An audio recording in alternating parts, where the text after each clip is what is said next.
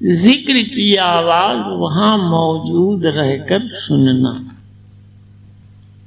ذکر کی آواز کو وہاں موجود رہ کر سننا۔ وہ تین حصے اس ذات کے جو پوری کائنات سمیٹے ہوئے ہیں، پاتال اور یہ دھرتی اور آکاش، کھلتے ہیں تو یہ تینوں کھلتے ہیں، پاتال بھی کھلتا ہے، دھرتی کے تمام رہسیہ اور رمز کھلتے ہیں سالک پر، اور آکاش کے اندر جو کچھ ہے وہ کھلتا ہے۔ اب یہ اپنی اپنی سمائی کی بات ہے کہ کس پر کتنا کھلا، اس کے جوہر کے مطابق، لیکن کھلتا ہے۔ جن لوگوں پہ کھلا انہیں ہر طرح یہ یقین حاصل ہے کہ کھلتا ہے۔ اندھیرے کے لوگ ہوں، دوری رکھنے والے ہوں، تو ان کے نہ تو کام کی ہے نہ ان کے سننے کی ہے۔ ان لوگوں کے کام کی بات ہے جنہوں نے روحانی سفر اختیار کر رکھا ہے، اس راستے پہ پیر رکھ رکھا ہے، نہ کسی بھوت سے مطلب رکھتے ہیں، نہ پریت سے رکھتے ہیں، نہ جن سے، نہ جنات سے، نہ کسی سدھی سے، نہ دیوی نہ دیوتا۔ انہیں روح کی زندگی سے مطلب ہے، روح سے جڑ جانے سے مطلب، روحانی سفر۔ جن کے ساتھ روحانی سفر کا راستہ موجود ہے وہاں یہ باتیں کھلتی۔ تو ذکر قلبی غیب اور شہود کے مقام کے بیچ کی جگہ کو کہتے ہیں جہاں موجود ہو کر ایک خاص طرح کی نعمت ہے موجود ہو جانا، وہاں پر ایک خاص طرح کی نعمت ہے اس جگہ موجود ہو جانا، پہنچ جانا، اور وہاں سے ذکر سننا جو پوری کائنات کے ذرے ذرے میں ہر وقت موجود ملتا ہے، ہر ذرہ ذکر کر رہا ہے، اور اسی ذکر سے اس کی زندگی اور اس کی پرورش قائم۔ کائنات کا ہر ذرہ آدمی کے علاوہ، اندھیرے میں رہنے والے آدمی کے علاوہ ہر مخلوق پیدا کی گئی، ہر مخلوق پیدا کی گئی جو زمین پر، ہر مخلوق جو پیدا کی گئی، درندہ چرندہ پرندہ، دو پایا چار پایا، زمین پہ رینگنے والے، زمین کے نیچے رہنے والے، جتنی بھی قسم کی مخلوق پیڑ پودوں کی شکل میں، درختوں کی شکل میں، سب ذکر میں مشغول رہتے ہیں۔ اور حضرت رومی جیسا فرما رہے ہیں کہ ہر لمحہ مشغول رہتے ہیں، وہاں کسی طرح کے الگ ہونے کا، کسی طرح کے ٹائم ٹیبل کا، کسی طرح کے الگ ہو جانے کا، کسی طرح کے ٹائم ٹیبل کا کوئی سوال نہیں پیدا ہو۔ اس کے ساتھ جڑی ہوئی حالت میں، اس کی ذکر میں، ہر ذکر کے ساتھ، ایک دفعہ ذکر کے ساتھ اس کا خیال یاد موجود رہتا ہے۔ ذکر کرنے کا مقصد کیا ہے؟ اس کا خیال یاد موجود ہے، اس کا خیال موجود ہے، یاد موجود ہے، اس کا خیال موجود ہے، یاد موجود ہے، اس روح کائنات کا خیال موجود ہے، اس روح کل کا خیال موجود ہے، اس روح اعظم کا خیال موجود ہے۔ جب اس کا خیال سفر کرنے والے کے ساتھ موجود ہے، قائم ہے، تو اس کا بھی خیال سفر کرنے والے کی طرف پوری طرح مخاطب، اس کا بھی خیال سفر کرنے والے کی طرف پوری طرح مخاطب۔ تو یہ ذکر لسانی صوفیوں کی ٹرمنالوجی۔ اس کے بعد ذکر قلبی، گہرائی کے ساتھ اور گہرائی، پانی کے سطح پر، اس کے بعد پانی میں ڈوب کر،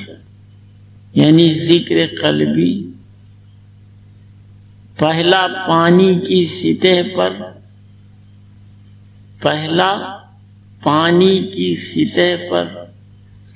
دوسرا پانی میں ڈوب کر، یعنی غیب کی دنیا میں ڈوب کر، اور تیسری صفت، تیسری قسم ذکر روحی، تیسری قسم ذکر روحی۔ روح کائنات جو میں نے کئی بار استعمال کیا، اکثر استعمال میں آتا ہے، یہی حالت ہے جس میں یہ ذکر قائم ملتا ہے۔ روح کائنات، وہ روح جو پوری کائنات میں پھیلی ہوئی ہے۔ کائنات مانے یہ دنیا جو جہاں تک ہے، جہاں سے جہاں تک ہے، چاہے وہ سمندر کے اندر کی ہو یا خشکی کے اوپر کی ہو، ہر جگہ روح موجود ہے اور ایک ہی موجود ہے۔ تو اس عالم بسیط ٹرمنالوجی، اس عالم بسیط میں، عالم بسیط میں روح جلوہ گر، اور اس روح کے ساتھ کریشن کی حالت میں ہے، کریشن کی حالت میں ہے، اس لیے ذکر موجود، کریشن کی حالت میں ہے اس لیے ذکر موجود۔ اس کے بعد روح کل دیوتاؤں کے لیے آتا ہے، اس نشور جگت سے اوپر اٹھ کر جو ختم ہو جائے گا، عالم ملکوت کے ساتھ جڑی ہوئی روح کل ٹرمنالوجی ہے۔ ذکر ملتا ہے، ہر دیوتا، ہر فرشتہ ہر وقت نتمستک ہے اس عظمت رکھنے والے بادشاہ کے سامنے، یاد میں مشغول ہے، یعنی ذکر میں مشغول، اس کی یاد میں ہر لمحہ موجود، فنکشن میں آتا ہے تو، اور فنکشن سے الگ ہو کر موجود رہتا ہے تو، دونوں حالتوں میں ذکر کی حالت میں رہتا۔ اس کے آگے کا مقام روح اعظم ٹرمنالوجی بے رنگی ہے، اب یہاں کسی طرح کا کوئی ذکر موجود۔ تیسرا مقام روح کا، روح اعظم، اب یہاں کسی طرح کا کوئی ذکر موجود، نہ عین موجود ہے، نہ غین موجود ہے، نہ آ ہے، نہ با ہے، نہ کھا ہے، نہ گا ہے۔ اہل مجاہدہ، اہل مجاہدہ اور اہل مشاہدہ ایک دوسرا گروہ، عشق کے ساتھ جڑا، مذہب عشق، دونوں اسی کے ہیں، اہل مجاہدہ اور اہل مشاہدہ۔ فرق یہ ہے کہ ایک کا سفر بے صورت شروع ہوا، ذکر کے ساتھ صرف خیال جڑا ہوا، ذکر کے ساتھ صرف خیال جڑا ہوا، خیال خیال، ذکر کے ساتھ خیال جڑا ہوا، اور دوسرا سفر صورت کے ساتھ، بہت مشکل، بہت کم ریئر قسم کا، بہت مشکل، بہت کم ریئر قسم، مجذوب نہیں ہوتا شروع سے آخر تک سفر کرنے والا، مجذوب، ہوش سے باہر نہیں ہوتا، ہوش کے ساتھ قائم رہتا ہے، اور زمین کی جتنی اہم بڑی خدمتیں لی گئی ہیں ایسے ہی گروہ سے لی گئی ہیں، بڑی خدمتیں جتنی لی گئیں، بلند، نہایت بلند مرتبے والے جتنے ہوئے، ابدال اور غوث اور جانے کیا کیا، نقیب، رقیب، نجیب، وہ اسی گروہ سے ہوئے، اور مجذوب کتب وغیرہ، کتب یا اس کے اندر کے لوگ، اہل خدمت۔ حضرت رومی نے جو فرمایا ہے، ایک دفعہ ذرا پھر فرمائے، مائک کی طرف آ جائیے، آواز نہیں آ رہی۔ رومی فرماتے ہیں محبوب سے ایک لمحہ بھی دوری یعنی جدائی یا غفلت نہیں چاہیے، کیونکہ اس سے بہت خرابیاں ظاہر ہوتی ہیں۔ تو جس حالت میں ہے ہر وقت اس کے سامنے رہ، یعنی دائمی حضوری کا مقام حاصل کر، کیونکہ محبوب کے ساتھ حاضر رہنے سے محبت میں اضافہ اور مقامات میں ترقی حاصل ہوتی ہے۔ حضرت جنید بغدادی کی خانقاہ میں ابو بکر واسطی نام کے ایک صاحب تشریف لائے، ابو بکر واسطی نام ہے، صوفی بزرگ ہیں، صاحب سلسلہ، صاحب مرتبہ، لیکن ایک زندگی ایسی گزری تھی کہ جگہ جگہ پھرے اور ہر جگہ سے مایوس لوٹے، ناکام لوٹے، ہر جگہ سے مایوس لوٹے، ناکام لوٹے، کئی جگہ گئے، کئی جگہ رکے حضرت جنید بغدادی کی خانقاہ میں، جہاں سے ایک عالم سیراب ہو رہا تھا، روح کی زندگی کی دنیا کو، روح کی زندگی کی دنیا کو حضرت جنید بغدادی سینچ رہے تھے، دنیا کے کونے کونے سے اتہاس ہے کہ پہنچتے تھے لوگ اور بافیض ہوتے تھے۔ حضرت جنید بغدادی بہت نرم مزاج، بہت ہسمکھ قسم کے، خالص مذہب عشق کے لوگ، گناہگار سے گناہگار شخص سے کبھی نہ جھڑک کے بات کی، نہ سختی سے بات کی، نہایت ملائم ہو کے، نرم ہو کے گفتگو فرمائی۔ ان کی خانقاہ میں بھی پہنچے، سال بھر متواتر رہے، اور سال بھر میں جب کچھ سمجھ میں نہ آیا،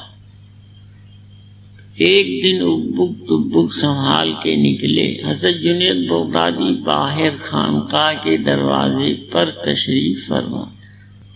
سال بھر حضرت سے نہ انہوں نے کچھ پوچھا اور نہ حضرت جنید بغدادی نے ہی کچھ کہا، اپنی طرف سے پوچھنے کا بھی کوئی موقع نہیں۔ اگر ابو بکر واسطی کچھ پوچھتے تو کچھ فرماتے، وہ چپ چاپ رہے، حضرت نے ان سے کچھ نہیں۔ جس دن اپنا بوریا بستر سنبھال کے نکلے اور جانے لگے تو حضرت جنید بغدادی نے خود روکا اور فرمایا کہ اتنے دن سے یہاں ہو نہ تم نے ہم سے کچھ کہا، نہ ہم سے کچھ پوچھا، نہ ہم سے کچھ سنا، آخر کیوں؟ کہنے لگی کہ اتنے دن رہا لیکن دیکھنے میں آج تک کچھ نہ آیا، کوئی کرامت نہ دکھائی دی۔ کرامت مانے میریکل ہوگا، کرامت مانے میریکل۔ آگے کی بات تو خیر الگ ہے، بات یہیں تک ہے، اس مضمون کے ساتھ جڑی ہے